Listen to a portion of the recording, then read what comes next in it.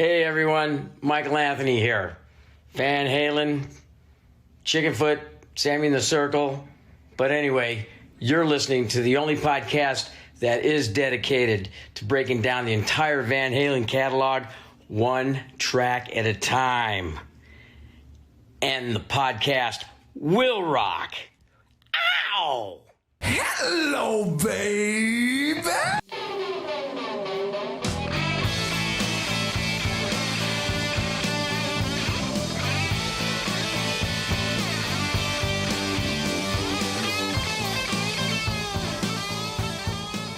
What is up, all you rockers, rockettes, and everything in between? No judgment. We include everyone. You have joined us for a new edition of And the Podcast Will Rock.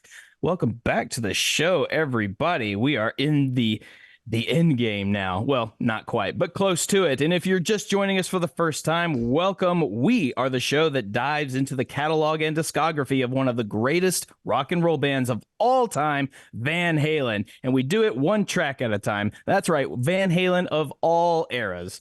All eras. I want that underlined. I am your co-host, Mark Kamier. With me, as always, Corey Morissette. Hey, Corey, how is Kitty Van Halen adjusting to the new home?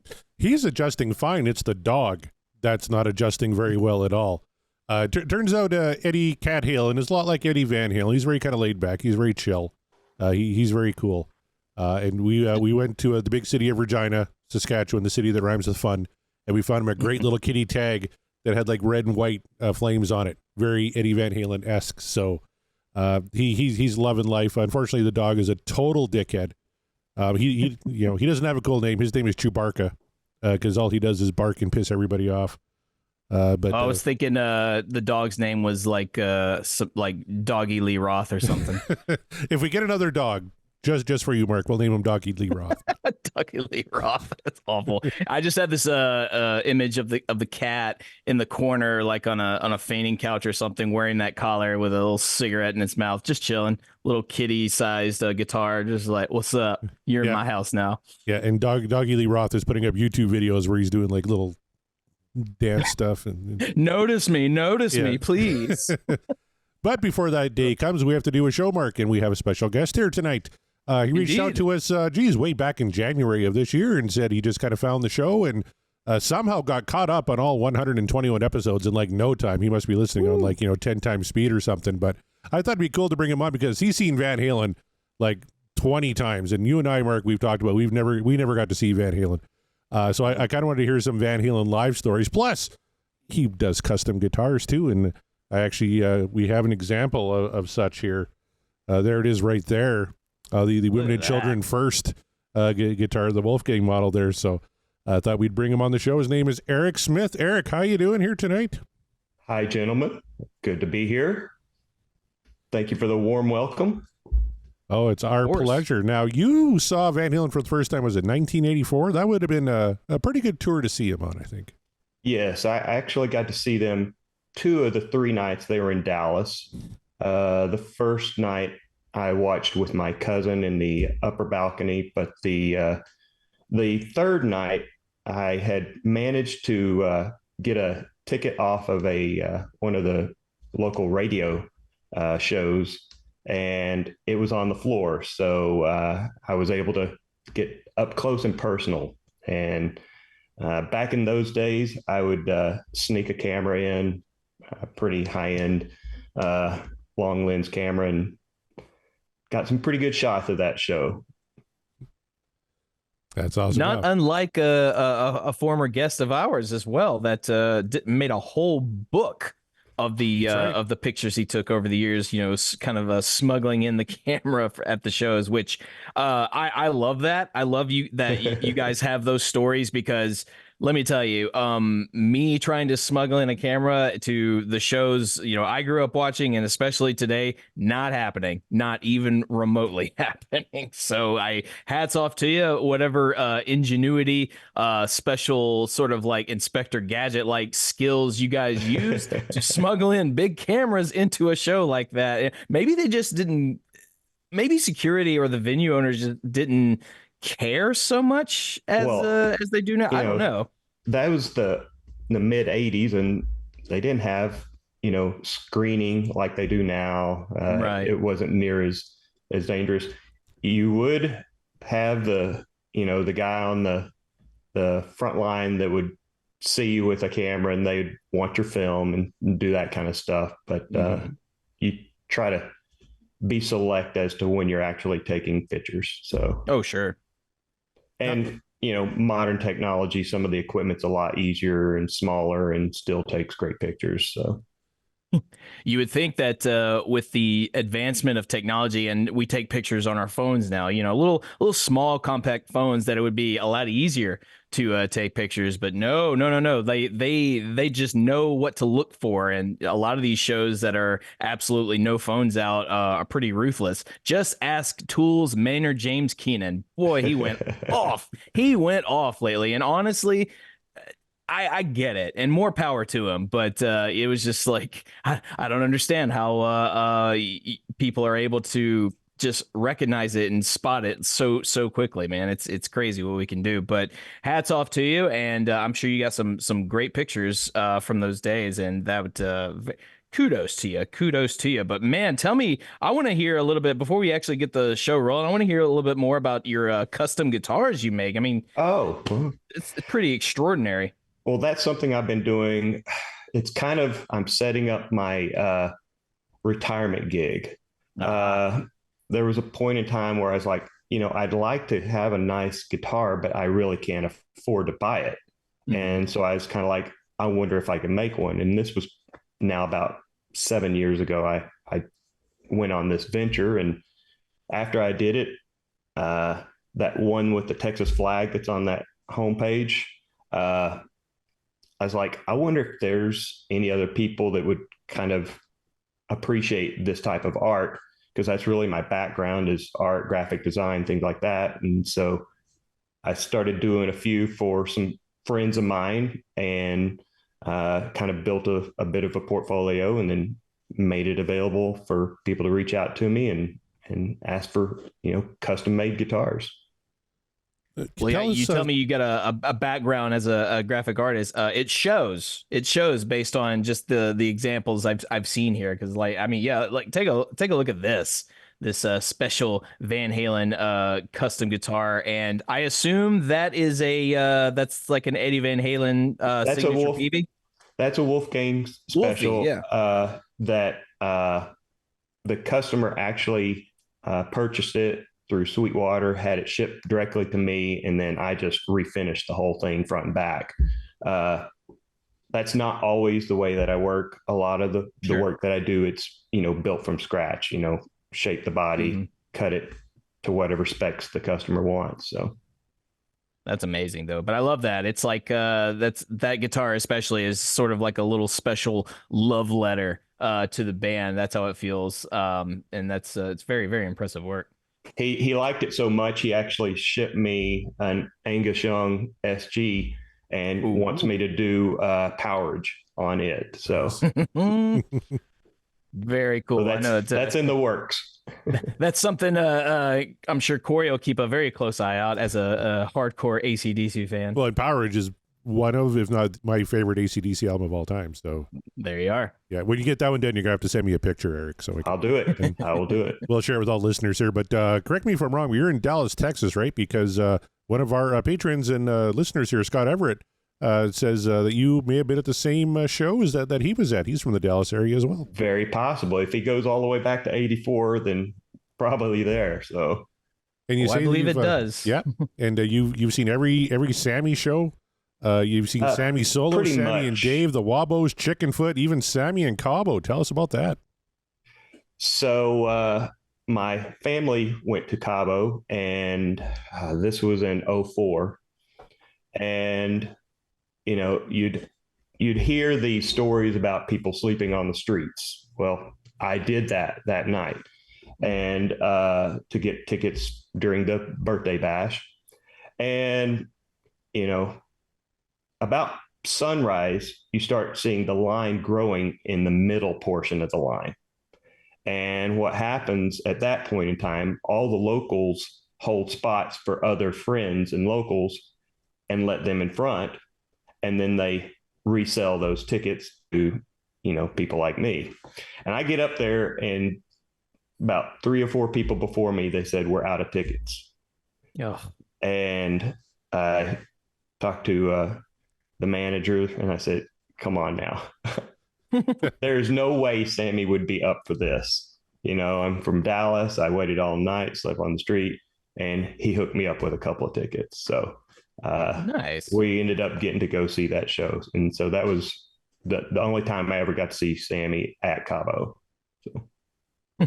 That's a lucky break, but man, yeah, just I feel you, especially and I think that's a topical story given what's happening in ticket sales for concerts right now, and just with the bots, with the just the ticket holders and their greed, and we could spend a whole show talking about that, but kudos on your persistence, and kudos to at least that manager for understanding the situation. Like, all right, here you go.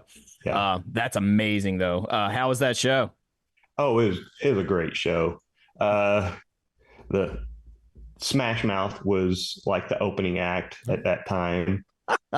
So it was quite a way to go. So, but it's such a cool vibe. Everybody's friendly. Everybody's there for, the sole purpose of listening to some great music. Mm-hmm. And, Michael Anthony was there as well. So, the other Wabos were part of the show as well. So it was great though. That's amazing. The envy runs deep. I assure you. I assure you.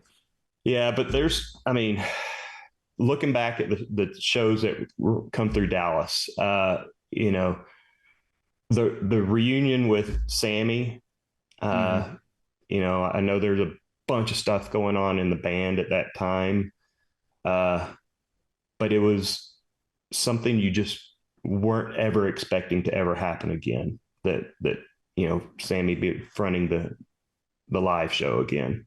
So that's one of the really cool moments. Me and my buddy that went with me were just like, can you believe this is happening? Oh, sure. Yeah. I imagine, I try to think of it from that perspective of, because it's happening right now, just with this new tour with Sammy and then with Mikey, and they're with the intention of bringing back live performances of particular the Van Hagar era, and then a little bit of Van Halen era with Roth. And this is not, especially with the passing of Eddie, my chances, I had talked to Corey about this. It's like my chances of seeing like true blue Van Halen, like it's gone. It's gone, and we can't get that back.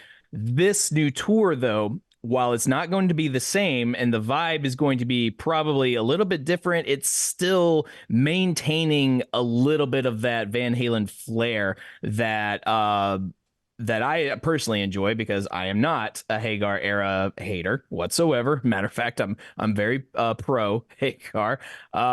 So the idea that like, well, I'm never gonna see Van Halen live, and I never will in its true form. But what's the next best thing possible that I can see? Yeah, and it's this. Exactly. And then you could also argue like, well, I mean, it's not Van Halen per se, but seeing Wolfie live is you're seeing a Van Halen do his thing, whatever. And it's like, yes, and that's going to be great, and I can't wait to see that show. But you know what I mean, like, but yeah. You got two people who were there during the era, who were there making the music, writing it, performing it with Sammy and Mikey. So this is as close, I think, as we're going to get. The only way it could be even closer is if Jason Bonham said, you know what, I'm not going to finish this tour. This other guy wants to do it. And the other guy happens to be Alex Van Halen. It'll never happen. But wouldn't that be awesome?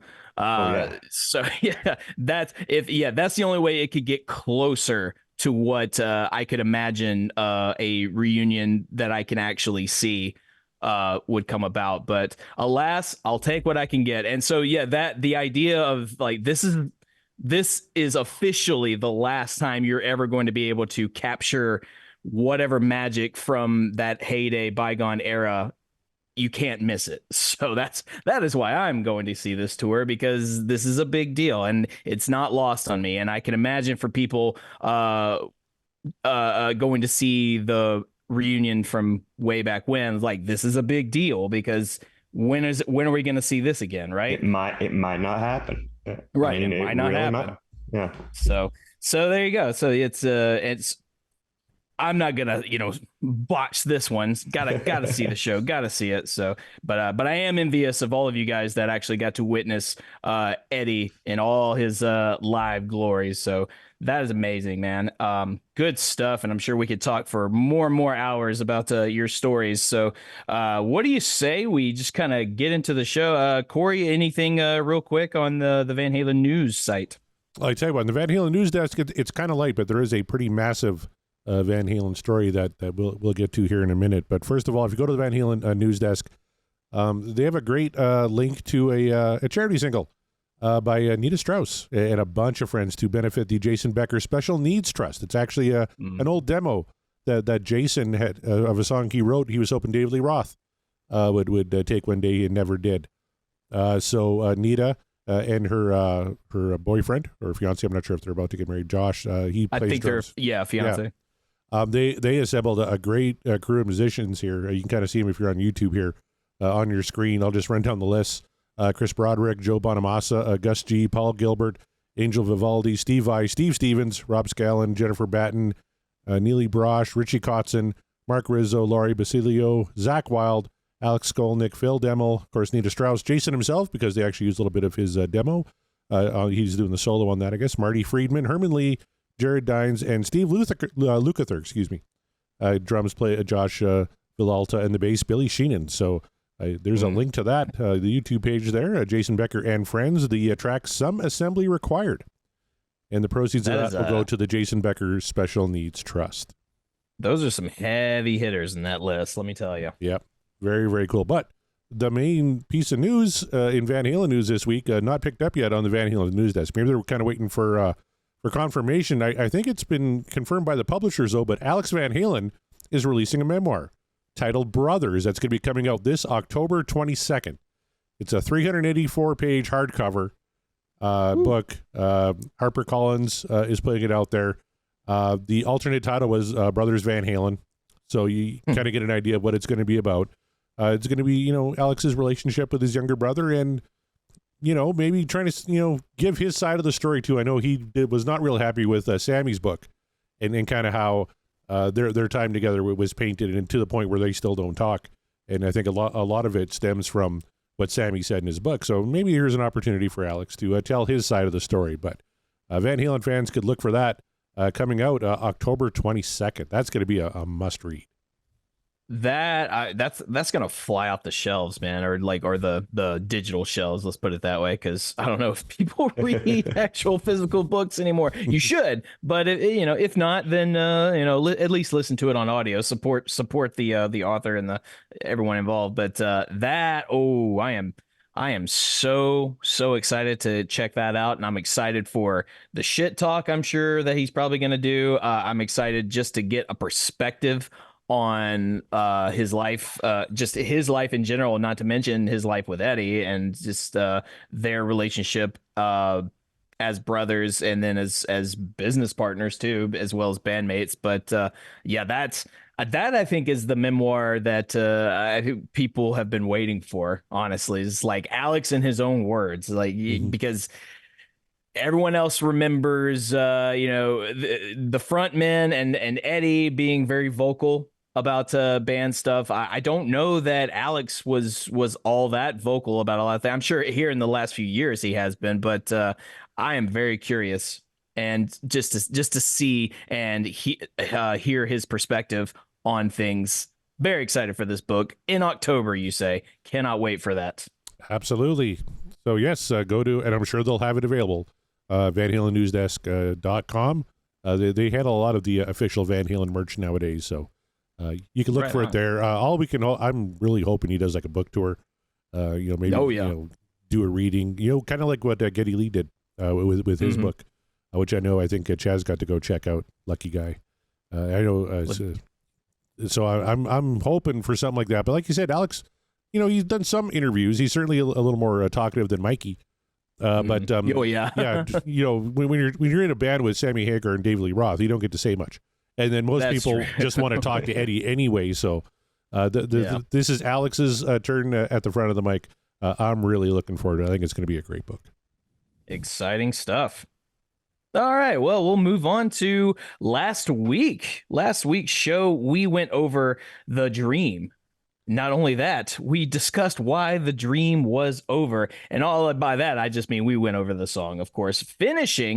Finally, we have finished the For Unlawful Carnal Knowledge album, or the Fuck album, as we very passionately love to call it. And that right on the heels of finishing Van Halen 2 as well. So, hey, you guys, you got 2 live shows to look forward to very soon, and a ranking. 2 albums that Corey and I adore that is going to be very difficult to rank, at least on my end, but especially this one. So be on the lookout for that. But last week we talked about The Dream Is Over, and of course it's a Hagar tune, so you can only imagine how the voting is going to go typically. And this way, the voting went 79.1% What Dreams Are Made Of versus a 20.9% The Dream Is Over.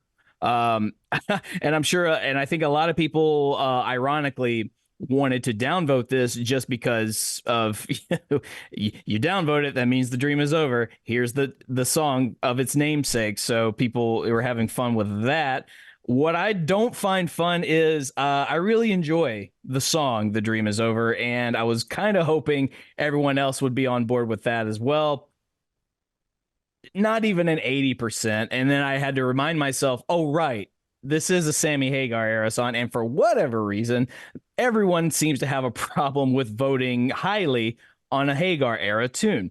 Corey, are you shocked by these poll results? No, this is right where we kind of thought it would be. It's actually tied on our all-time show rankings here with Humans Being at 79.1%, 68th currently on the list out of 121 songs we've done.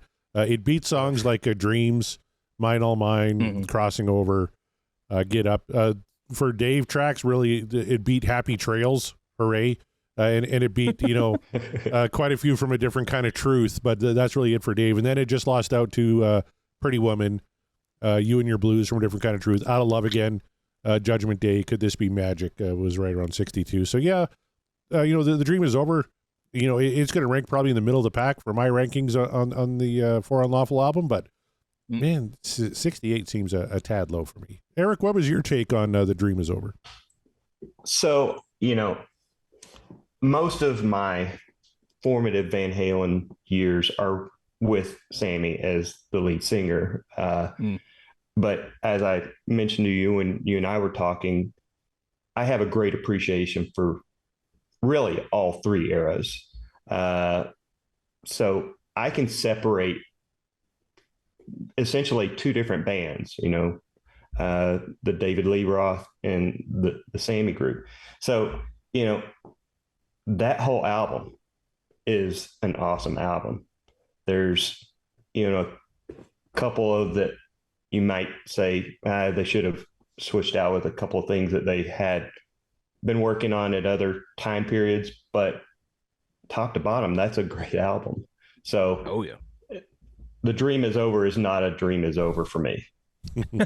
It's what dreams are made man. of. So. We harp pretty hard about our love for the Fuck album for sure, and definitely The Dream Is Over is a track that adds to that love.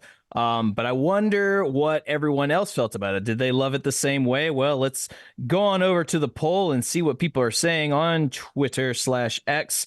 First one comes up from our friend Sean McGinnity from the Sean Geek and Fast Fret podcast. He says, used to not like this one, but I have come around.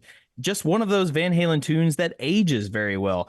I would agree with that because I had forgotten how much I really enjoyed this song from this album. And as we were listening to it, I was like, granted, I did have my my small criticisms there, and I mentioned what they were, but they were very, very minuscule. That was the only reason why I didn't give it a full 10 marking on it. But again, those criticisms were minimal. So yeah, I agree. This one definitely ages very well because it still holds up, at least in my mind. Moving on, our friend Heath McCoy says, I've been known to beat up Sammy for his lyrics now and again and again.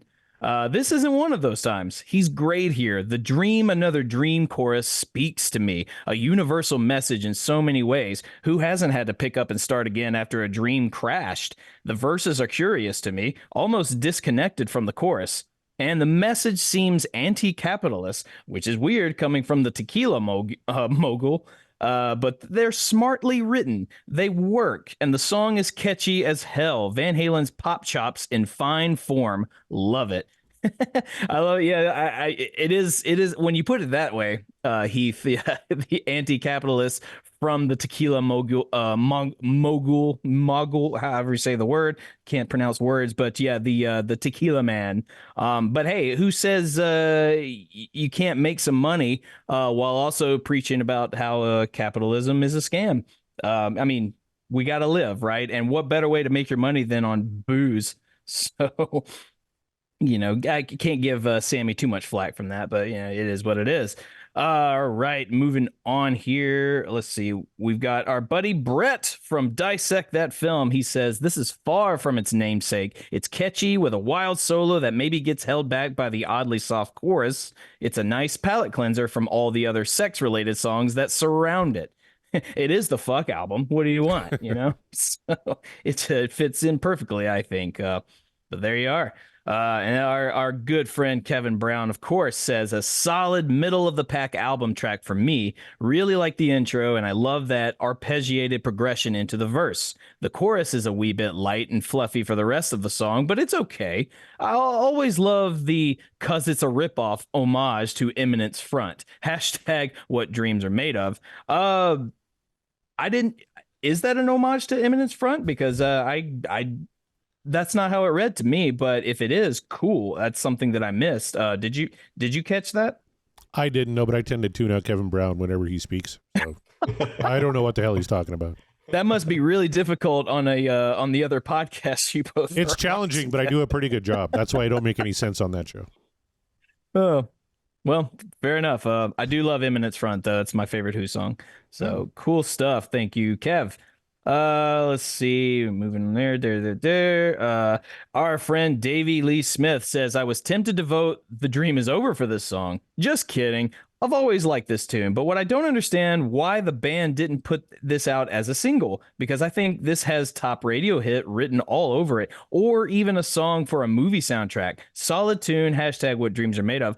I could see this song definitely, I could see it as a single, maybe not like a huge hit, but I see what he's saying. I like the little note of maybe a movie soundtrack. Yeah, because you could sneak in this song in a movie soundtrack over pretty easily. And there's, from this era in particular, there's a lot of movies you could probably have utilized it in, even under the radar. But yeah, I don't know why. Don't know why they didn't do that. But I can understand why this wasn't like a single they wanted to push, just because I think the singles that they did use for this album kind of bested a little bit, but that's just my opinion. What do you think, Corey? Yeah, I'm trying to think of that album. I could see it being a single. Mm-hmm. When you think of stuff like Pleasure Dome, Judgment Day, maybe not so much Man on a Mission, but I don't want to tip my hand as to how I'm going to rank The Dream Is Over, but yeah, I could see it being a single. Maybe 91 was kind of a tough year. That was a big year in music, right? And, that was a big year in music. Coming off of OU812, which maybe wasn't their most popular album, with kind of the diehards. Van Halen, they weren't top of the world, if you will, in 91. They certainly became, Pound Cake certainly helped with that. And Right Now, it was a very big song. But, I think if you're releasing 5-6 singles from a record, I'd put Dream Is Over up there. Absolutely. Yeah, fair enough. Yeah, Right Now for sure. They still play that at sporting events. So, take that for how you will. If only Crystal Pepsi would have taken off, that song would have been huge. I agree. Yeah, I know. Oh well. I love this. This is my favorite tweet from this poll. Our friend Rava Flav says simply yes. Just yes. All right. Now, is that the dream is over? Yes, or I like this song? Yes. I honestly don't even care. I don't even care which way he voted. It's just like, I just love yes. It's either way. Either way, the dream is over. So I appreciate you on that one, Raven Flame. That's it for the tweets. I'm going to head on over to the Discord, and we had a lot more tweets, you guys. But as you know, if you want it guaranteed read on the show, if you want me to vocalize your feelings and your passion on how you're voting, join the freaking Patreon, man. Find a tier that's right for you. Any tier, really, and we have something built for everybody, and if we don't, we'll let us know. We'll fix it. So move on over to the Discord. That's one of the perks if you join the Patreon. You get to be on the Discord where the real conversations are happening, especially coming from our friend Scott Monroe. You know it's going to be fun when he's got something to say. He says, "The Dream is Over" is a solid album track that I always look forward to in the back half of the fuck listen. I hadn't paid much attention to the lyrics in the verses before now, so thanks for shining a light on them. Sammy's putting in the work by telling a great coherent story with a populist message. Eddie and Alex are in top-notch fuck tone here, and I can't count all of the Eddie Van Halen flourishes that I love. There are a lot. The chord progression has such an uplifting vibe that carries over into the closer Top of the World. The serene chorus and its oh so sweet harmonies is where it's at for me, and the fade out seems incredibly appropriate as we float away in the clouds with the band. It's in contention for being my favorite album track in the rankings, but I need to sleep on that a bit. Hashtag what dreams are made of, for the dream is over. Very nicely said, and I agree wholeheartedly with that assessment. Thank you so much, Scott Monroe. Our friend Chad Pollock says, "The dream is over. Truth is that this was a skipper for me back in the day. In fact, I bet I have not heard this song in 15 to 20 years. So when it started, I was surprised how much more heavy it was than I remember. Then we get to the chorus and the soft melodic harmonies that totally neuter the song. I think the chorus totally misrepresents the rest of the song. The rest of the song is great and overall was better than I remembered, so I gave it a thumbs up." I mean, like I mentioned, I had my issues with how Sammy vocally structured a couple lines in the chorus, but the harmonies I think are the saving grace of it. Those are wonderful. So I don't know. I mean, I'm not going to argue too hard with you about the soft melodic harmonies of the chorus. I don't think it neuters the song whatsoever, but that's just my opinion. But fair enough. You still gave it a thumbs up, so I'm not going to fight you too hard on it. But I will agree. Is the chorus weaker than the rest of the song? Probably, but it's fine. Remember, kids, Van Halen choruses are usually nothing except for a repetition of whatever the title is. So we're not going to hold too much against them for that. In fairness, this one was 2 lines. It was dream another dream, right. This dream is over, and then dream another dream, this dream is over. So it was 2 lines repeated. So kind of some. Remember it's Sammy, so he's gonna throw in a little bit more, whereas Dave would just zoop bop zoop bop, the dream is over, and that's it. Anywho. Let's see, moving on, and there's conversations happening. You guys, come on now with these manifestos. Who is this person?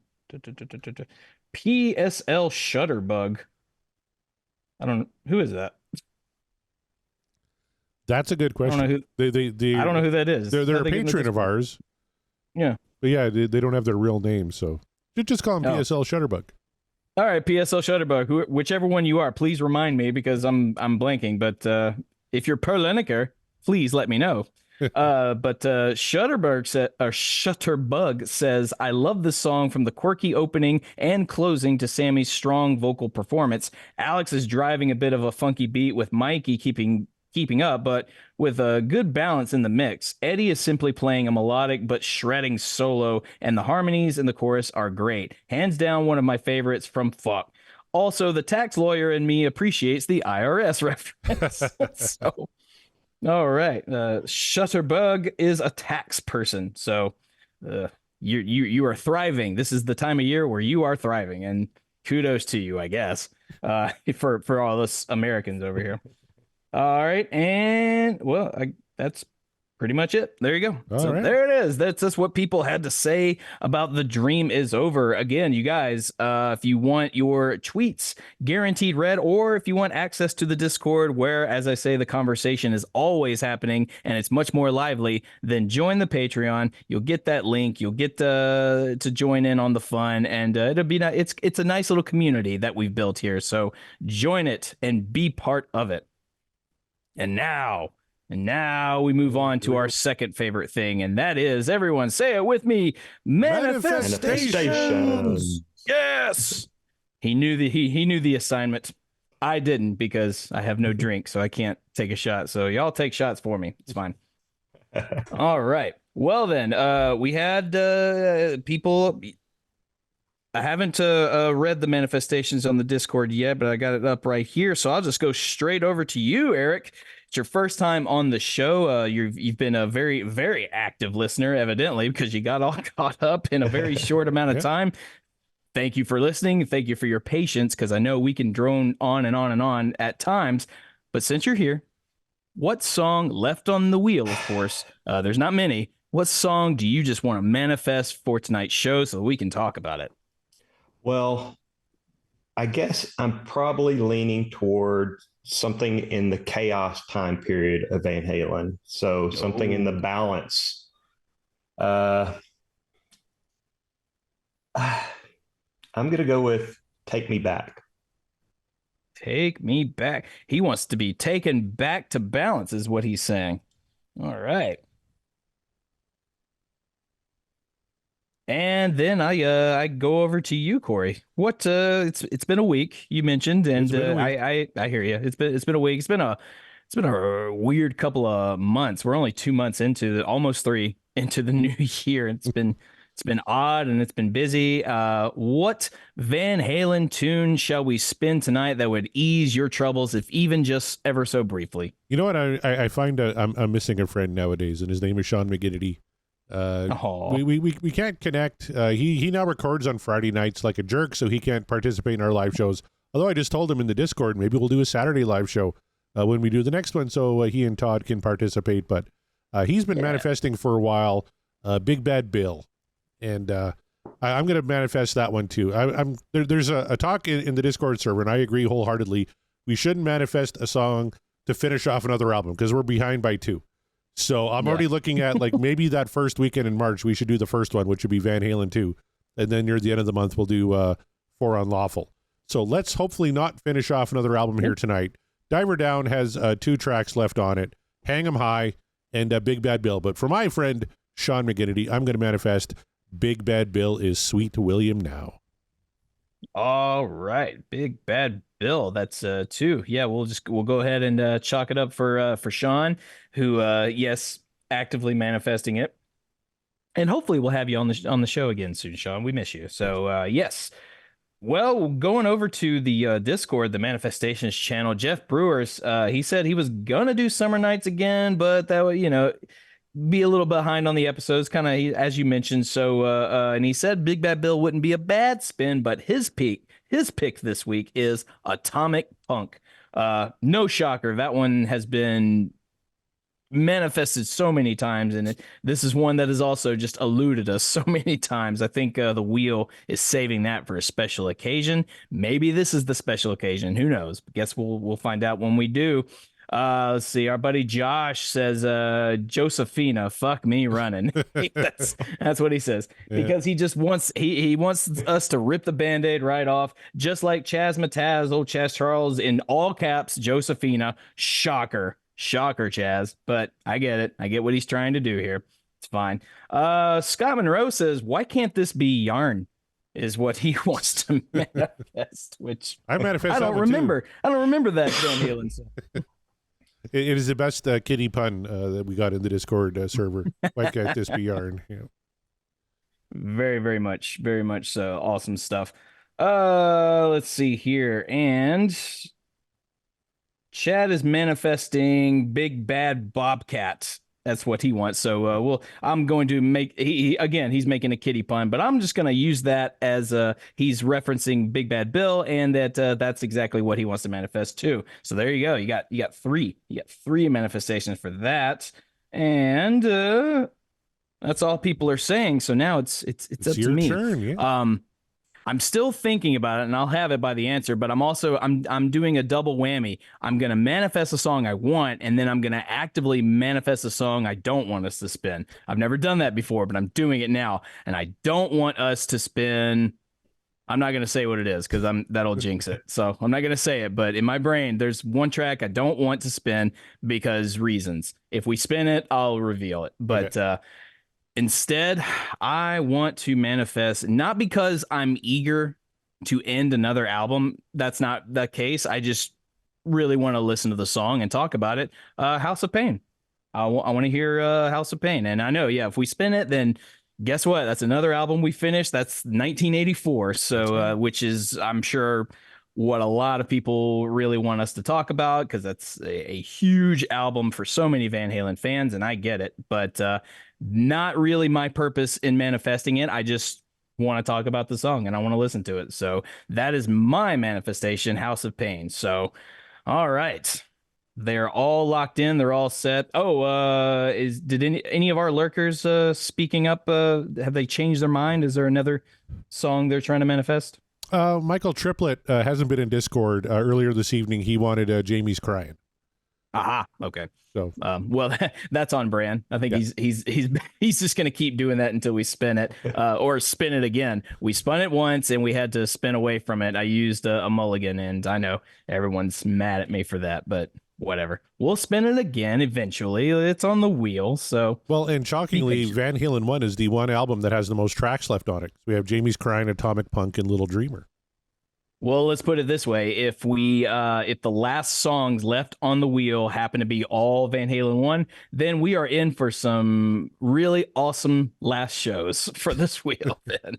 So, manifest that. Manifest the last bit of shows aren't going to be bummer songs to talk about. They're actually going to be fun ones. So that's what I'm hoping for. But dream a little dream.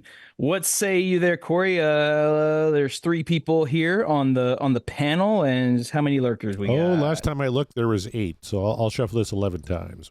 11 times. 9, the 10, odd numbers. 11. That could either be a good thing or a bad thing. I guess we'll find out when you're ready. Punk. If Eric's ready and Sammy's warming up backstage, what do you say? Here we go. Here we go.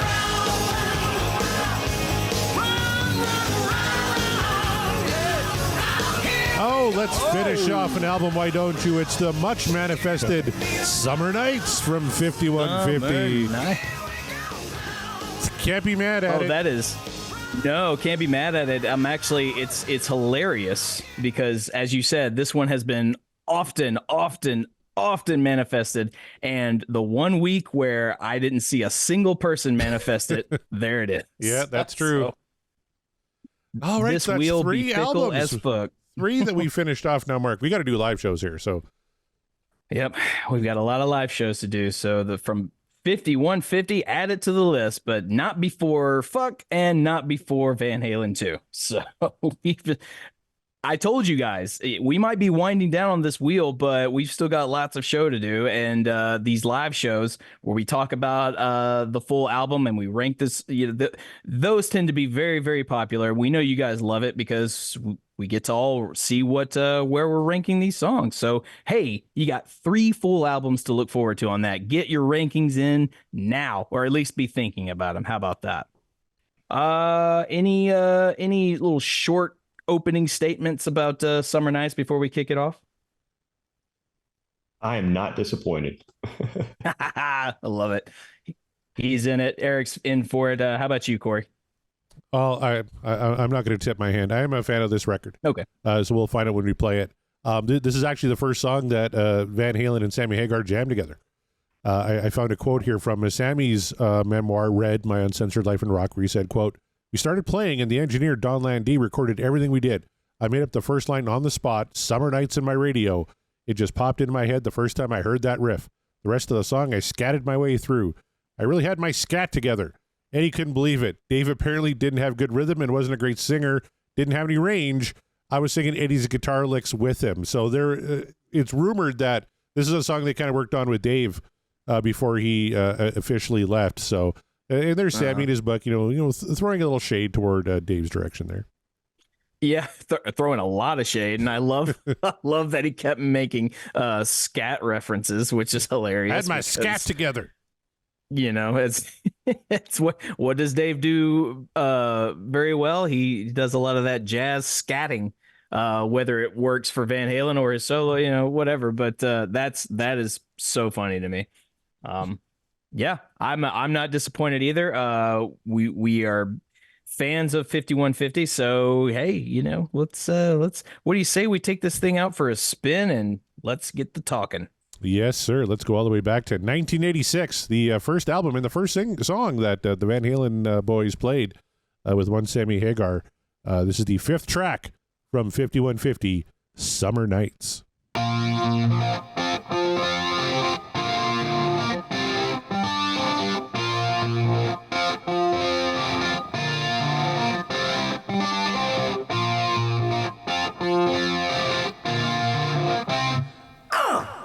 I always I just pictured like Eddie like on a porch, like in Saskatchewan. We have that one weekend a year where the weather's nice and everybody's like on their deck and you're just kind of kicking back, your shoes are off, and you got your guitar and just playing that little. I always really love that. With a cigarette in his mouth. Yep, of course. So on this tour, that's when he brought out the Steinberger, and that's what he was playing on this song. That's fantastic. Jeff is mad. He's been manifesting this so many times, and it comes up the 1 week he doesn't. Yeah, sorry, Jeff. Hey, look, at least we spun it, and you just like, yeah, you've been wanting it so much. We're like, well, here we go. We're doing it. Yeah.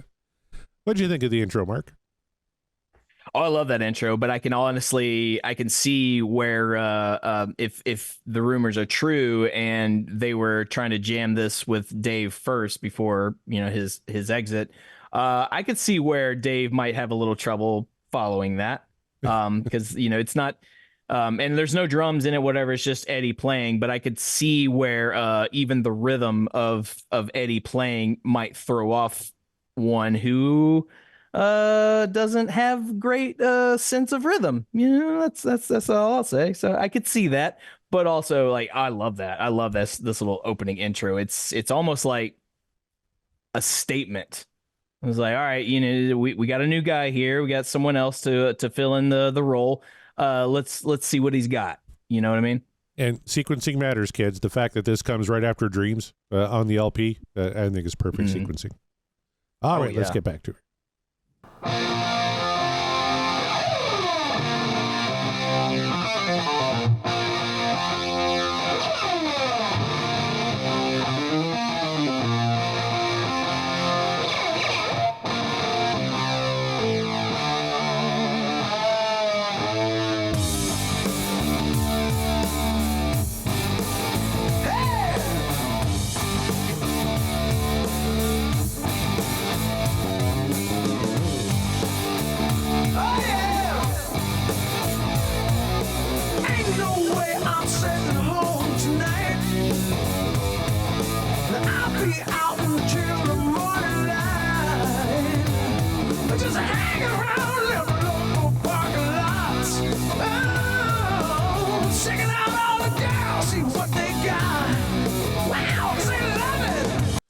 All right, so in the chat, this Scott Everett says, and I can't agree more, this song just begs for it to be warm outside and beer in hand. It's so clean sounding. It really does. We had a warm day today when I was, and of course I was stuck in the office. So when I'm leaving, I was like, oh man, it was nice to, like, this was our first like nice early spring day and I was stuck in the office. Boo. But listening to this kind of takes me right back to that moment where it's just like, yes, early spring. That means summer's right around the corner. Yes, I wholeheartedly agree with you, Scott. You know what? And it was nice here too. It was -2, which as opposed to -20, because it's been -15 at night and then it warms up to -2, which creates a shit ton of fog. So as I was driving my hour-long drive home from a different town that I was working in today, I had like pea soup thick fog to drive through. And I was thinking, yeah, Jeez. summer with a beer in my hand, and fuck off. But no, -2 is actually pretty good for February. I'm not complaining. But I'm very much looking forward to that one weekend in July when the weather is nice in Canada. How about you, Eric? The one weekend. Yeah. Well, it is in the 80s today, so it's pretty nice in Texas. Damn. But this is setting the scene. I mean, you're getting geared up for what's about to happen this summer. And back in the day, I can remember cruising the strip in the town where I grew up, and this is the kind of stuff you wanted to hear blasting in the car radio. Tom in the chat points out Eddie's tone is different. It's probably the Steinberger, but it's a little chorusy as well. But yeah, it's definitely a different tone on this track than what we're used to. Yeah, I was thinking about that too, and then it made me think about if the tone were shifted back to, let's say, Van Halen 1 and 2, that tone in his guitar, it's like, I could see Dave attempting to sing a song like that. It's like, it's the way the riff is structured. If Eddie had been playing on a different guitar, or if like he had brought back kind of that familiar tone that we're used to, it would sound very much like a B-side from that era. So I could see Dave trying to make sense of it. However, I'm loving what Sammy is doing vocally with the song so far, and honestly, the different tone really speaks to the charm, I think, of this song. Like, this is not going to be your standard everyday what you think Van Halen. It's like, nope, this is a new era, so I'm still gonna play the way I play. This is Eddie speaking. I'm gonna play the way I play, but I'm gonna make it a little different because we're trying some different things here. Like I said, I think it's a statement. Well, you know what? When I'm listening to a Van Halen track, for the first time, let's say, and you're hearing that, okay, guitar tone's different, obviously different singer, but Alex's drums are just so clean and so crisp and so cool. That I can identify a Van Halen track by the Alex Van Halen drums, just like you can check an AC/DC song you never heard before by the guitars. I can always tell from Alex's drums, and they're phenomenal here. Jeff asked, "Isn't the Steinberger basically all plastic?" He doesn't think it was made of wood. I'll defer to the two guitar experts on the panel. I've actually looked at rebuilding one, but I was going to make it out of wood. No, I think they were made of wood. Okay. I believe the early incarnations of them, at least. Yeah, maybe the ones that Eddie was playing. Maybe they shifted more into plastic in later years, but I don't have a definitive answer on that. And Scott Everett just wants to call it the lyrics. Lyrics are a great match to the vibe of the music, 100%. This is Sammy Hagar's wheelhouse. I don't know if anyone writes kick back and relax lyrics in the rock world as well as Sammy Hagar. Ain't no way I'm sitting home tonight. I'll be out until the morning light, just hanging around in the local parking lot, checking out the girls to see what they got. Classic Sammy. Nothing wrong with that. I mean, you don't come up with Cabo Wabo tequila unless you're the kind of dude that just likes to kick back and chill. All right, let's keep rocking.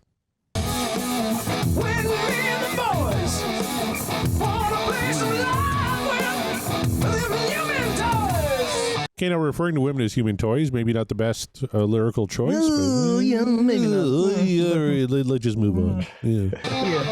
Wow, we wonderful. Let 'em go. Wow. Oh yeah.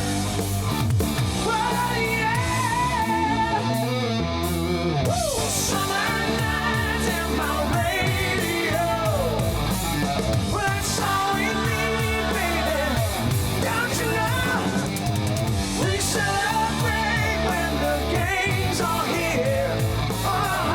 Summer night, that's my time of the year.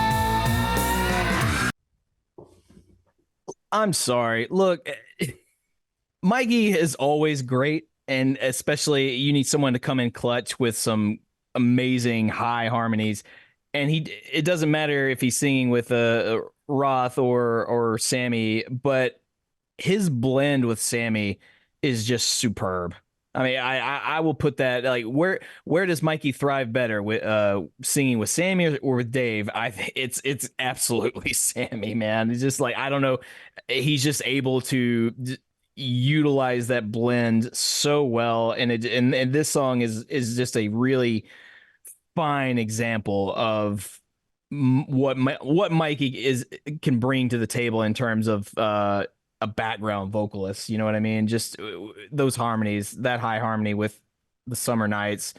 Jeez, that just hits you right in the heart. Now, Eric, you saw Sammy and Mikey play quite a bit together. What do you think?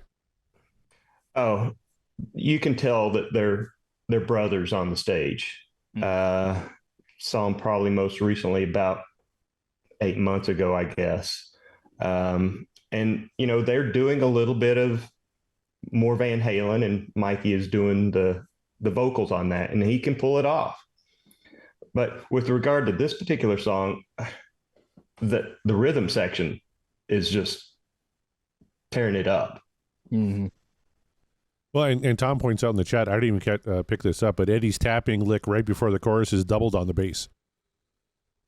So there's a little simpatico with Eddie and Mikey right there, which is pretty cool. Uh-huh. Yeah, that's nice to hear, and nice to see. Considering that's probably the only time they were, in simpatico. Well, if you listen to Eddie said he taught Mikey everything he had to play on these tracks. Right? He didn't give him a lot of freedom, or Mikey didn't, assert himself and say, "I want to play this on this track." He kind of played whatever Eddie wanted him to. So, but it works. So. Yeah, can't argue with the finished product. I guess it's still, you could probably cause some conversations earlier, but hey, it is what it is. Yeah. Well, I know from seeing them live, Eddie is only playing one guitar at a time. So Mikey's over there doing his thing. So Tom again says, Mikey said once, quote, "My action is set pretty low. There's a tapping section in Summer Nights, and I want that to be comfortable." Sure. Yeah. It's practical. He's a practical person. Yeah. I like that. He knows what he's got to do in order to, make sure he's got the best tone as possible, but also playing comfortably. And that's something I don't think a lot of people take into account with these musicians. It's like, yeah, it's all well and good if they can play as technically advanced as possible, but what's the cost there? Like, they have to go through steps in order to make sure that they can do that. And especially if you're going to be on such a rigorous tour schedule as a band like Van Halen, you're going to play these songs live. Like, you want to make sure you're able to play it. And so a lot of prep work comes into play with the instruments. So I like that Mikey pointed that out. That's awesome. Excellent. All right. Well, we're getting into my favorite part of the song, where Sammy directly references the summer thaw in Canada. We made it through the cold, and that freezing snow is getting old. Amen, brother. That freezing snow is getting fucking old. Ugh. Hey, next year I'll head out for the coast. What do you say, fellas? That might just call for a toast. And what do you say? I got a line. You grab that pole. I'll lead you down the old-fashioned hole. Wow, them girls are fighting good tonight.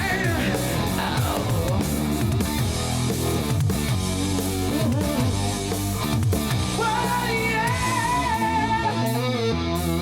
I love YouTube music lyrics, because we got after the line, "Them girls are biting good tonight." Ow, oh, whoa, yeah. That's what I got on Google. Yeah. I mean, that's what he's singing. It's like, you want lyrics, right? Here you go. Yeah. That's great. Oh man, those little I don't even know what you would call them. They're not fills, but what Alex is doing in this particular section is just, it's so cool. It's so good. He's so great at those accents. They're just, you notice them upon repeat listens, but even when you're hearing it for the first time, you know they're there. Even if you're not going to point them, pick them out of a lineup, it's like, that's Alex fucking Van Halen. Man, I can't wait for his book. Somebody in the chat said they think his last proper interview was 98, which very well could be. It's been quite a while.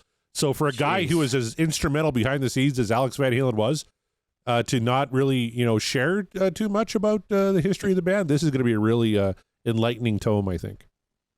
Now I'm wondering if 300 pages is enough for the memoirs. Like, you sure you don't have a little bit more you want to say? Either that, or it's a 300-page manifesto of like, all right, here's my fucking issue that I've been having for all this time, and here you go. Listen, Sammy's a piece By of the way, shit. I love Why? my brother. Yeah. Yeah, it's like Sammy's a piece of shit. Here's the first 6 chapters about it. No, you know like, and then there's Dave. I think it's going to be a book more about him and Eddie, which I'm really loving and really looking forward to.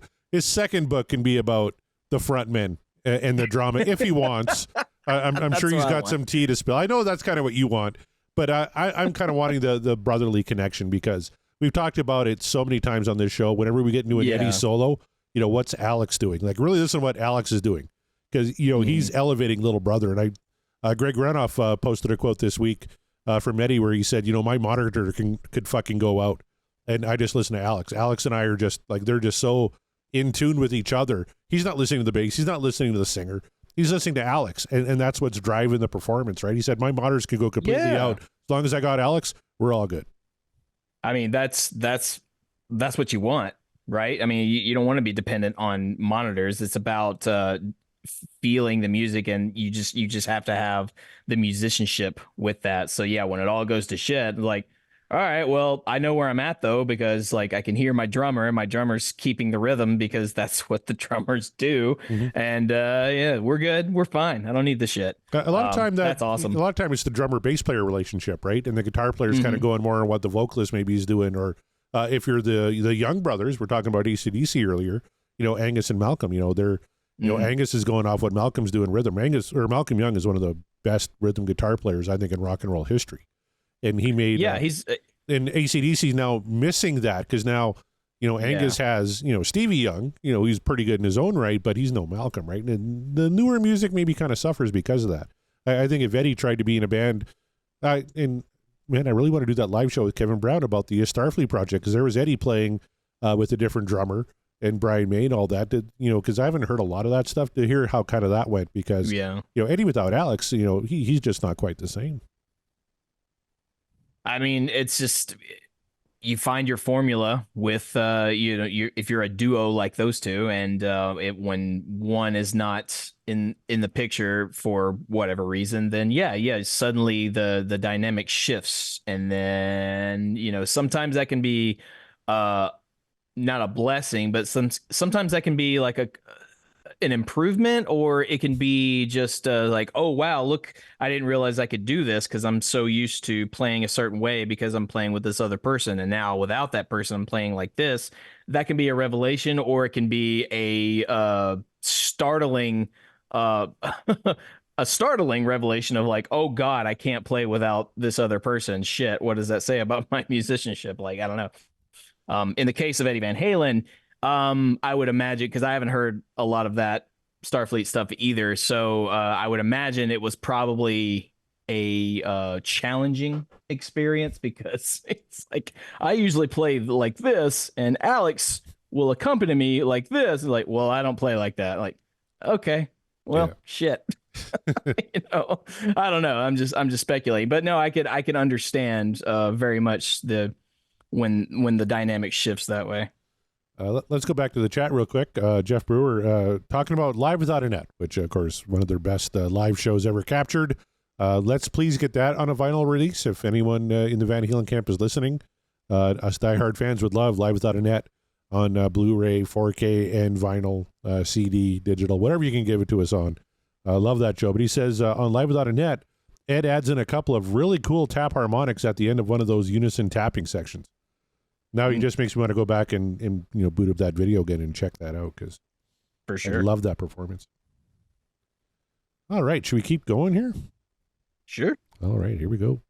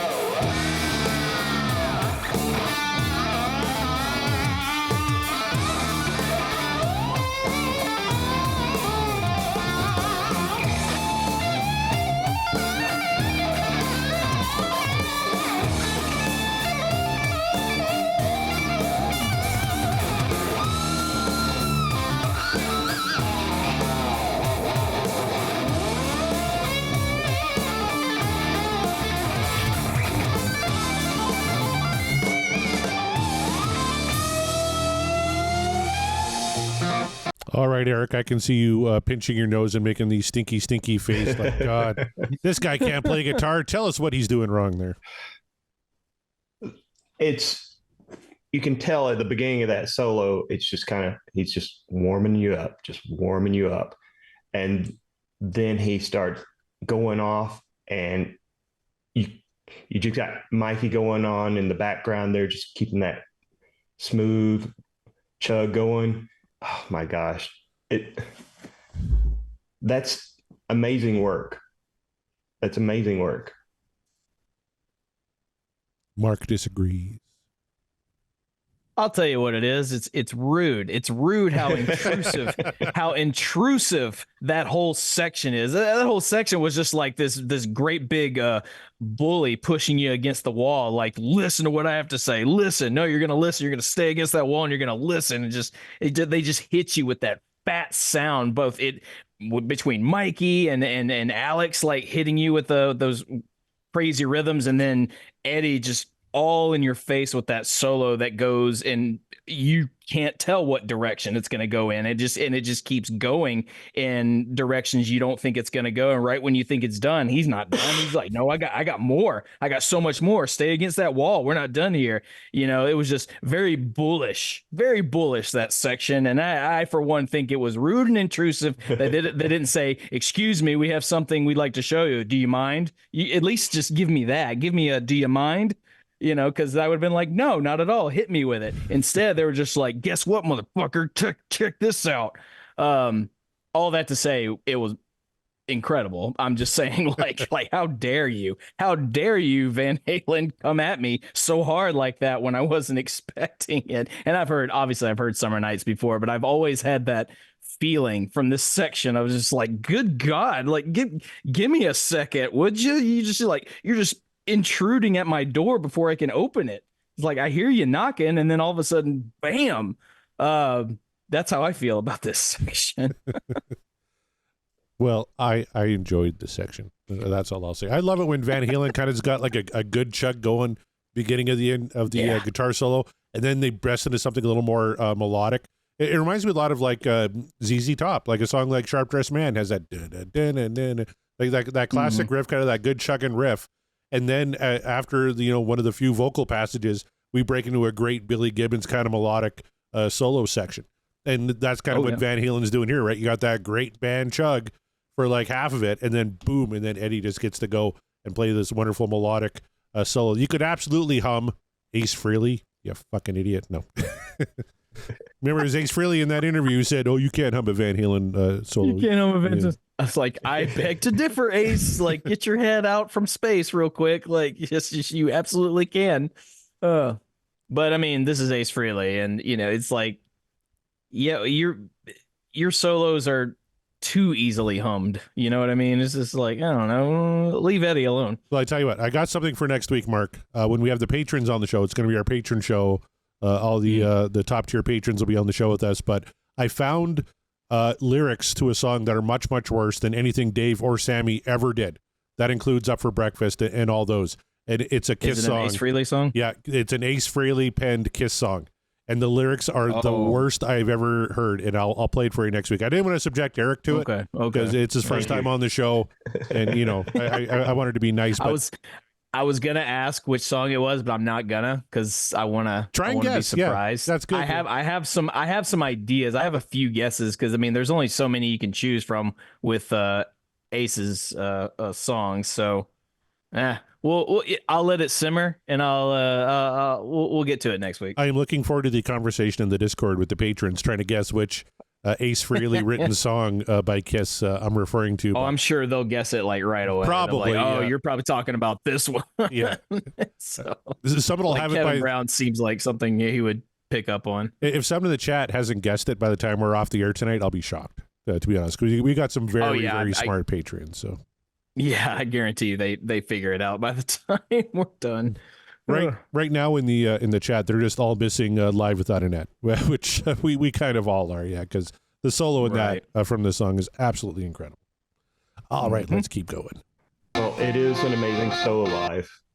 It isn't? Okay. It is an amazing solo live. Didn't mean to cut you off there, Michael. No. And about only 15 people in front of you to experience it. So, all right, let's keep going.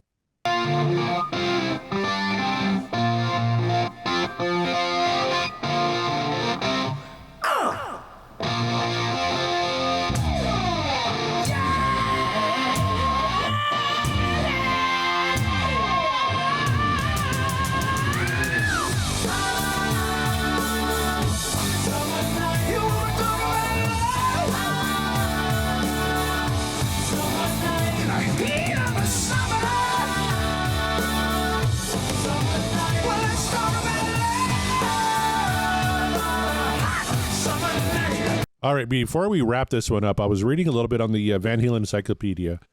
C.J. Chalvers, our good friend, penned that. And he, the entry for Summer Nights, he said there's a rumor that there's actually a version of this with some Dave Penn lyrics from 84, 85. So how do you think a David Lee Roth penned Summer Nights? Well, obviously, it probably wouldn't be called Summer Nights. It'd be zip, zap, dibby, bow. And he would just scat whatever the fuck he wanted. But to me, Sammy's whole vibe and Sammy's lyrics and voice makes this song in a lot of ways. Yeah. Obviously, the band is cooking, but this is one of Sammy's better moments with Van Halen. How would David Lee Roth have done with this music, I wonder?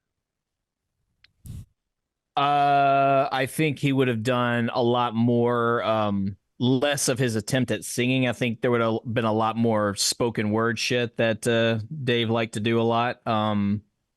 I think there would have been just a ton of wow, like a whole bunch of those like Dave howls, probably unnecessarily a lot of Dave howls, because I get the somebody fact check me. I get the feeling so many of those Dave howls that typically we enjoy depending on the song. I have a feeling a lot of those are put in because Dave didn't know what else to do. Like he didn't have another idea for a vocal line, or he just figured, I'll just do this. I'll just shout and yell and it'll sound rockin' because I'm Dave. Fuck you. Who cares? But so that's how I imagine this song would have gone. I don't think he would have enjoyed this song. I think this would have been a little bit too slow for his taste. You know what I mean? Like, okay. And I think there's a reason why he couldn't sing this. I think there's a reason why they didn't utilize this song during his era. Just because, like, he couldn't sing it. You know, Sam, you mentioned that quote from Sammy earlier. It's like, I guess Dave couldn't figure out the rhythms, couldn't sing the songs, like whatever. And it's just like, to me, that just says like Eddie had this song ready and it was like, well, okay, shit, I guess we're not doing this as long as Dave's singing for it, because we're just going to have to like tweak it because he can't do it, or he can't make sense of what's happening here. So I think you get a wildly different song. I don't think Summer Nights would be structured the same way it is here. You're right. I don't think it would be called Summer Nights. Summer Nights might be a line Dave throws in there. Like, actually, this last chorus, you know, of things like, you want to talk about love and the heat of summer, summer nights, let's talk about love. I could see Dave doing that, but he would do it his own Dave way. You know what I mean? Mm-hmm. But vastly different. I think you would not get the same vibe whatsoever. As you say, this is Sammy's vibe. Like, this is his vocal vibe, his vocal performance is what really helps sell the song on top of everything else the boys are doing in the band. Think about it like this. At the same time period, you have Dave doing California Girls and Just a Gigolo. Mm-hmm. I mean, if you try to kind of wedge that in there, you know, that's kind of the direction you're going, probably. Yep. Yeah, he exactly. Very big in the covers around that time. Yeah. All right. Going back to the chat, here's a discussion point. Tom Rumbuster says, here's a take. I'm not a fan of the solo. It's a collection of random noises run together. Isn't that every solo? Technically? No, it's not every solo. But look, I'm not gonna fight Tom too hard on that because, like I mentioned in my assessment, when you think it's over and you think you know the direction the solo's going in, Eddie does something else and throws another on top of you. And it's not the first time we've heard Eddie do that in solos. There was one song in particular I remember us doing. Can't remember the name of it, but it felt like Eddie just threw a bunch of notes, as many notes as he possibly could into a solo in order to make it sound awesome, and it was just a lot of notes. It was just a lot of notes, and like, ugh, couldn't save the song on that one, dude. I appreciate letting us know how many notes you can play. But it just, that solo didn't serve the purpose. I personally don't think that applies to this song. But I do understand what Tom is saying. I get it because Eddie's doing a lot in this particular solo. I personally think it works, but that's just my opinion. I think he's on target with what he's saying, but I think what Eddie is doing is taking that Steinberger out for a test ride and seeing what all it can do with it. He's trying to get interesting sounds that he's never had in his regular setup. So I think some of it is experimental. Yeah. I think you're absolutely right about that. I think that's exactly what he's doing here because it feels like that. Because like I said, in the live, you see him manipulating the guitar differently than he does with his, regular Strat type guitar. So makes sense. All right. Well, let's finish this one off.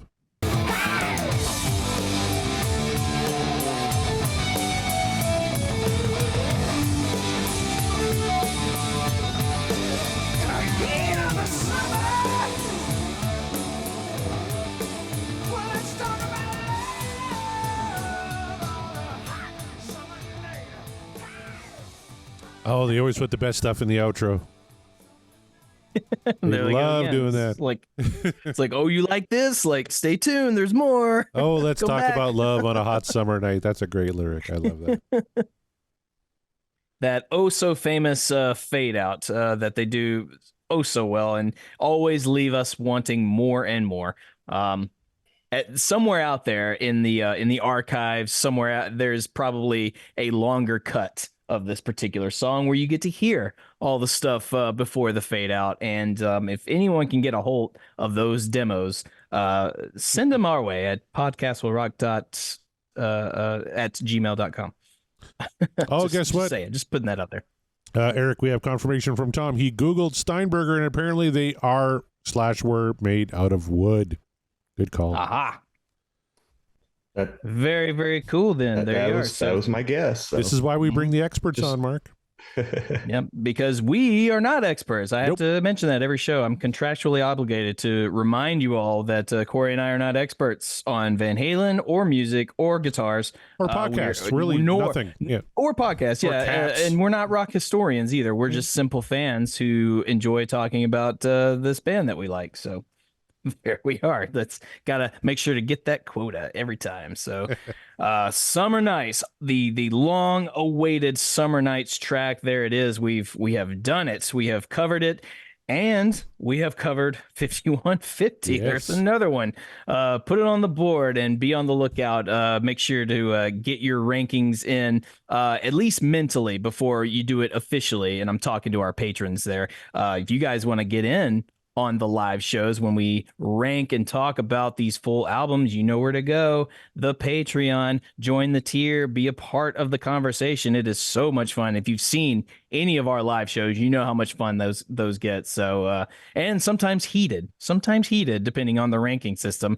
These next albums we're going to discuss, I have a feeling are going to get real heated just because it's just banger after banger. So but until we get to that point, here we go. It's time to vote on how we feel about Summer Nights. And not to put you in the hot spot, but Eric, you are our guest. You are our honored guest here on the show tonight. So we have to put the question to you first. And the question is, for Summer Nights, is it What Dreams Are Made Of, or is the dream over?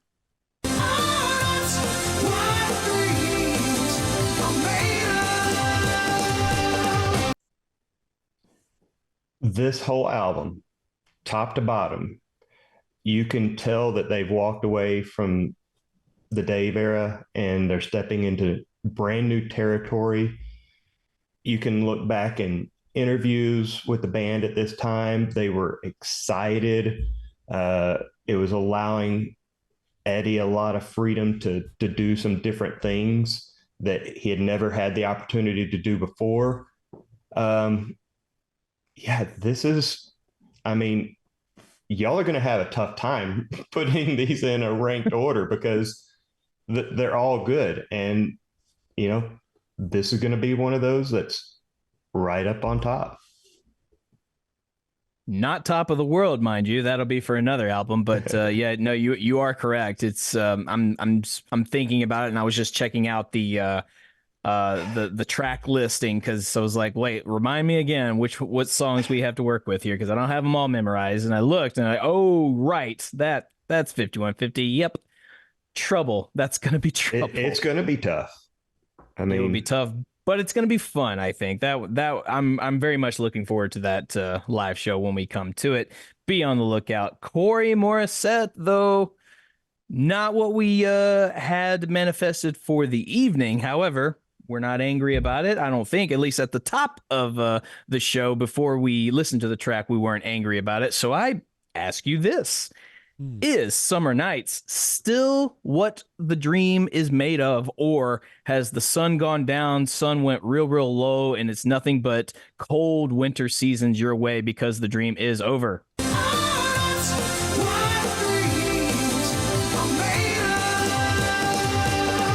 Mark, I live in a frozen wasteland 10 months out of the year. Summer Nights is a dream that all of us here in Saskatchewan share, that someday maybe we could experience what it's like to have like warm sun and, not have to put on gloves and hats and big winter boots and slip on the ice and all that horse shit. I don't know why the fuck I live here. I'm so depressed. Seasonal depression is a real thing, folks. But when I listen to Summer Nights for 5 minutes and 6 seconds, I'm kind of taken away where, I'm laying in a lawn chair on a beach, which I've never been because I live here.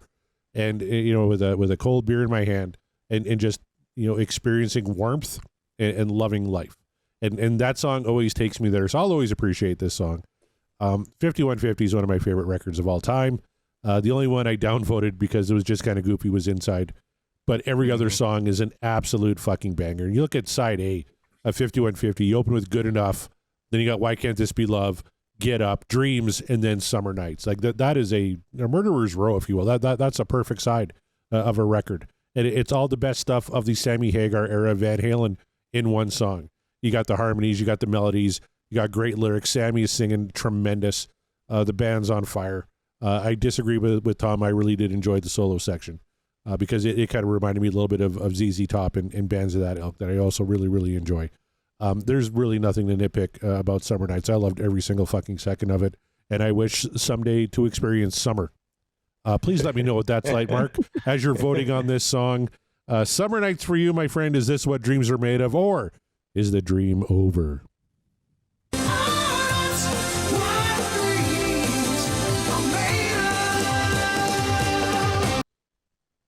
There's not a lot I can add to it that hasn't already been said. And I think the both of you collectively summed it up beautifully. Yeah, this is absolutely what dreams are made of. This is what a summer rock tune should sound like and what it should feel like, too. What was that lead up and the solo section, that whole thing, was that intrusive and bullish? You're damn right it was, but in the best possible way. I can't stress that enough. It was wonderful. I loved it. It was just like it was almost like a second statement on top of the statement they were already making of, look, by the way, this is a new era of Van Halen. This is a new way of doing things, new tone for what we're trying to accomplish on this album. But also, hey, check this out real quick. And it's just this big fat solo section. It wonderful. Love it. From top to bottom, I love this. I defy you, with maybe with the exception of the Human Toys line, like that we don't want to talk about anymore. Like maybe that's not the best line in the lyrics, especially these days. Well, I mean, even then, it's like that's not a good look, dude. However, the lyrics are still very consistent and very cohesive, and I know a lot of people like to shit all over Sammy Hagar's lyrics. You can't shit too hard on this one because it absolutely gives you everything that you need with the title. It's not misleading. It's letting you know it's called Summer Nights, so we're gonna sing about it. And as you pointed out, Corey, Sammy is really firing on all cylinders of with his vocal performance. It's not, I would say, not his most outstanding of vocal performances, but it's still on par with some of the best of them, I think. And I agree with you. I think this is the perfect side, like this song along with the others you named, perfect side A of a rock album, man. It's so good. I cannot wait to talk about 5150 in its entirety. Ranking it is going to be difficult, but I very much look forward to it. I love everything about this song. This was such a great Van Halen song. Not even just a Sammy era Van Halen song, just a Van Halen tune. This is just a great Van Halen tune. So, and I'll conclude with, we got to get Corey to the American South, because you say you want summer nights, and perhaps you should experience it. But I guarantee you come to Eric and myself's neck of the woods, Tennessee, Texas, wherever, that area, you might be pining for the Great White North after just a little bit, especially that Texas summer heat. I don't know if you're ready for that. Tennessee's nothing to scoff at either, because we still haven't figured out what weather we want to do all the time. We're either blisteringly hot or we're frigid. So there's very little middle ground some of the time. Frigid. So what's frigid for you? Like 60s? No, dude. We have been in the single digits here in the last couple of winters, which is pretty unheard of. Single digits? I'm walking around in shirt sleeves in single digits Fahrenheit. Try minus 40. I get it. No, I get it. You Canucks are built differently. But still, though, man is not supposed to be comfortable in such frigid temperatures. I hear you. Or the extreme heat. I'll give you that point. Yeah. My wife and I were in Las Vegas one time, and it was, I would guess, like in the 80s Fahrenheit. So the people around Las Vegas were wearing like big wool coats and big like hats and gloves and stuff. We went on the gondola ride at the Venetian, and our gondolier is wearing this massive winter coat with a big hat and gloves. They were so cold in the 80s. And we walked up in shorts and shirt sleeves, and she just said, "Oh, you must come from someplace cold." I'm like, "Oh, you have no idea." Right. Yeah, this is beautiful. And that's that desert heat too. So like that shit's another beast entirely, because that's fickle. I'm sure it's not fun, but I'm still pining for it because I'm just so sick of being cold. That's all. I understand that. So I got a little story about Texas and Texas heat. So on this tour, they were supporting Texas Jam, which was a festival in Texas back in the day. They played on July 19th. Okay. It had to be, at this point, over 100 degrees. And they had, it's standing room only, butt to nut, everybody's standing there. And so, I'm there with my camera, and they get out a fire hose and start spraying the crowd. So imagine that, Corey, that it's hot enough that the relief is a fire hose. I hear you. I just still think I would maybe prefer that. Now, I'd probably get way too hot, and I would bitch and moan about that too, because I'm a complainer by nature. But it's just you wouldn't be used to it. That's the thing. Like you are used to the northern weather patterns, and then you come down here where it's the reverse.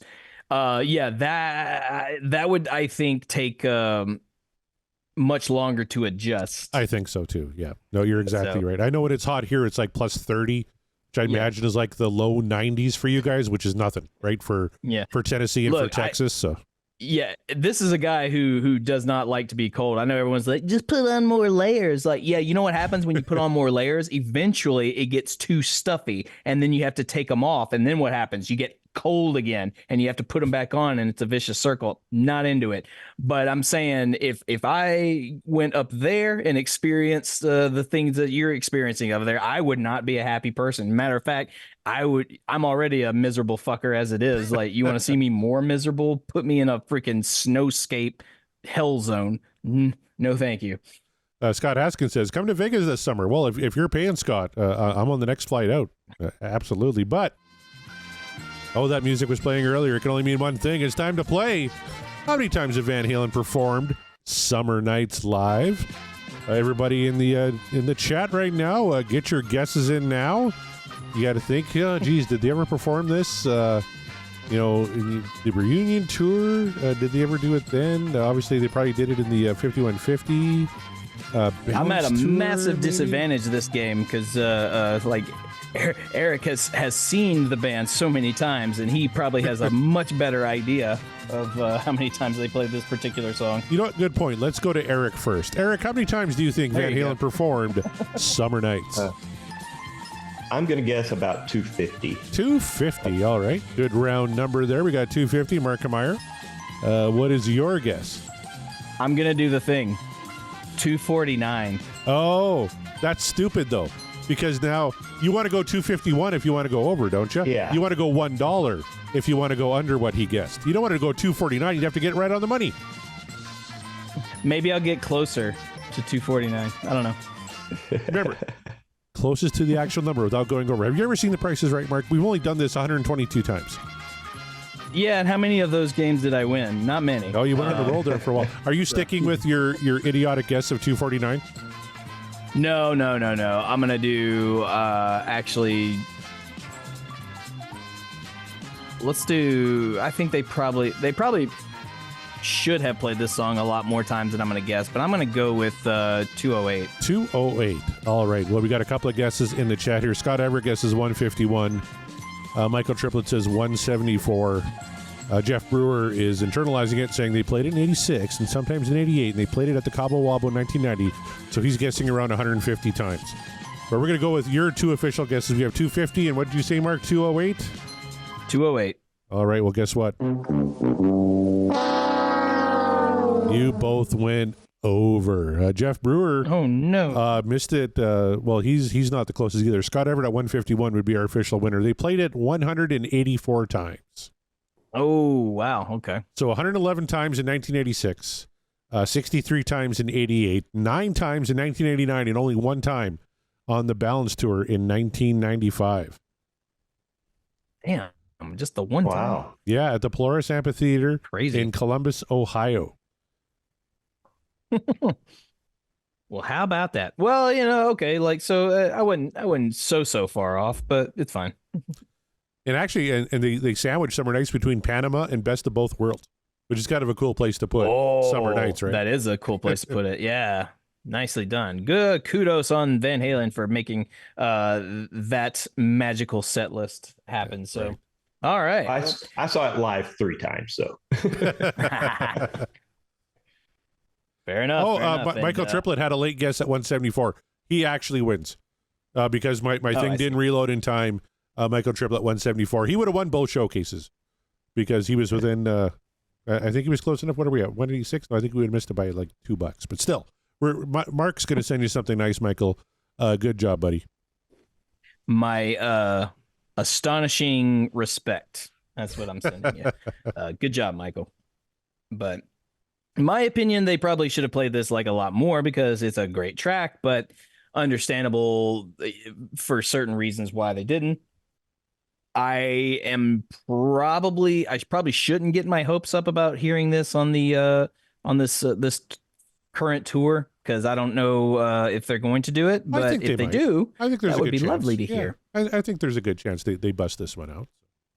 I also don't know how long their set's going to be, night after night. Because, I mean, these guys are not young folks anymore, so I don't know. I don't know what the usual runtime for their sets are going to be for this particular tour. But whatever it is, it's I'm looking forward to hearing it. I would like to hear this song on the set, but if I don't hear it, it's fine. There's loads of other things to listen to. So, all right, Summer Nights. There it is. There it goes for 5150. And Eric, thank you for being on the show, man, and sharing with us the things you got going on, the things that you're doing, and very big thanks for being such an active listener. So before we all head out, tell the people where they can find you, where they can find your artwork and everything like that. What you got going on? Well, it's pretty easy. The website is guitarsmithcustoms.com, and then for Facebook and Insta, it's Guitarsmith Customs. For X, it's Guitarsmith Eric.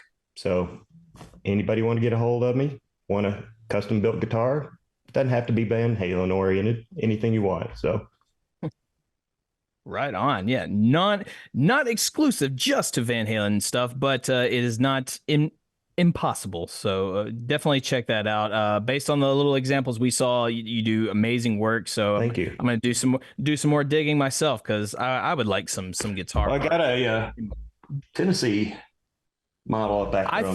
I thought that's what I thought. I spotted the Tennessee flag over there. Yeah. It's like, oh, you dog, look at that. You need a Podcastable rock guitar there, Mark Meyer.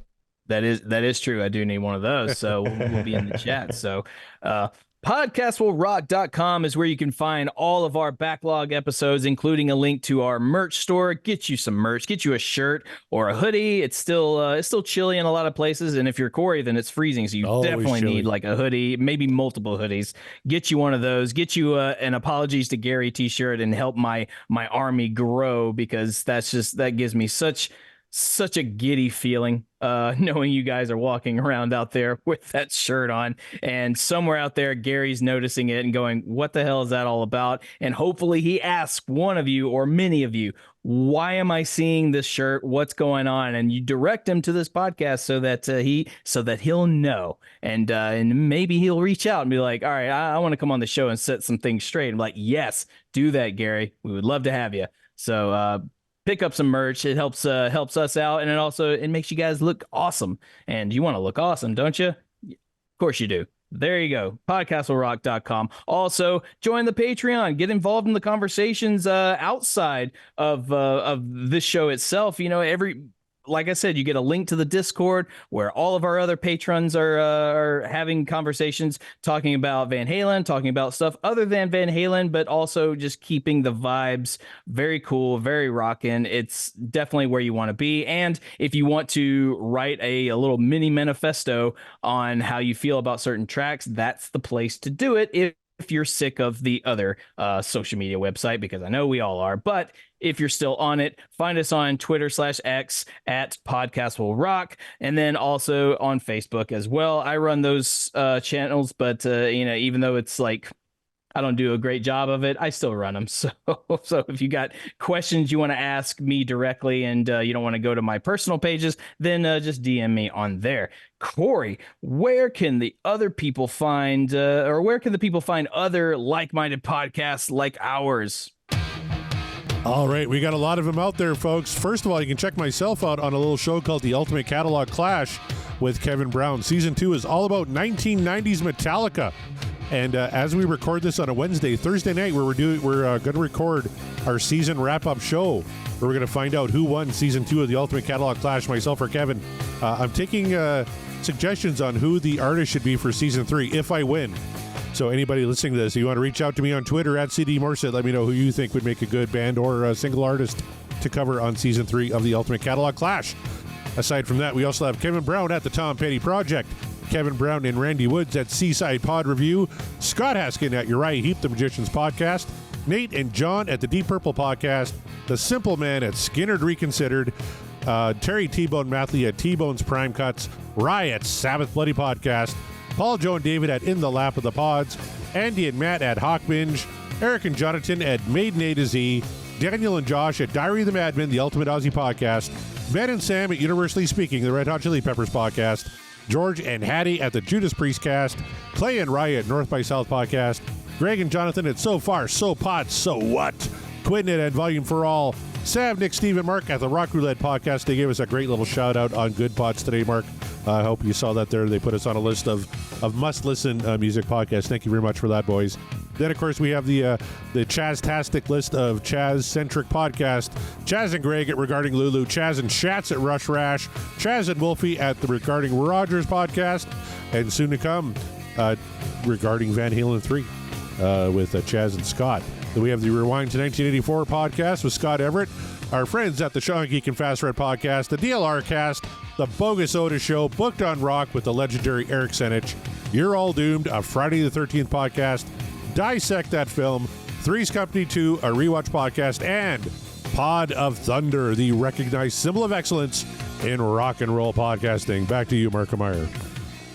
Right on. Thank you very much. And Brad Gould is our Shutterbug persona from Discord. It's Brad Gould. Yes. So I had to just take a little dip into the other socials to confirm that. But yep, that's Brad Gould. So thank you, Brad, for your input. Sorry, we got confused because I was like, I don't know who the hell PSL Shutterbug is, but it's a funny name. So thank you for that. And thank you, Brad. Thank you, everybody, for tuning in. Our lurkers, our patrons who are with us every time we record, sending us feedback, little comments here and there, and fact checking. We love to see it. Love to have you with us. It's always a fun journey. The journey is not yet over, you guys. We still have 12 songs on the wheel now, I believe. Oh, I thought it was 11, but I said 12. So yes, 11 songs, dude. 11 of them. Well, look at that. We can see them all so clearly, the titles. It's crazy. But before we get through this wheel, though, we've got live shows. We have to cover Van Halen 2. We have to cover Foreign Lawful Carnal Knowledge, the Fuck album, of course. And then now we've got 5150 to look forward to. So a few live shows in the books, and this is what's going to happen, as we mentioned before, because we're winding down on the list, so we're finishing all these albums, so there's lots of conversations still to have. So don't lose hope yet. We are still at it. We're still going strong, and that is how it's going to be done.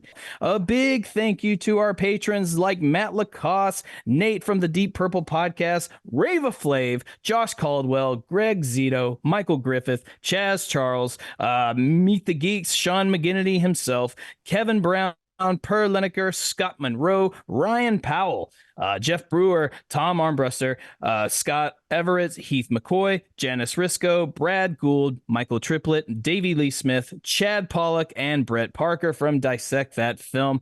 Thank you all so much. Once again, your patronage, your support means the world to us. Let's keep it going. Let's bring your friends, man. We could use more people spreading the good word of Van Halen while we can.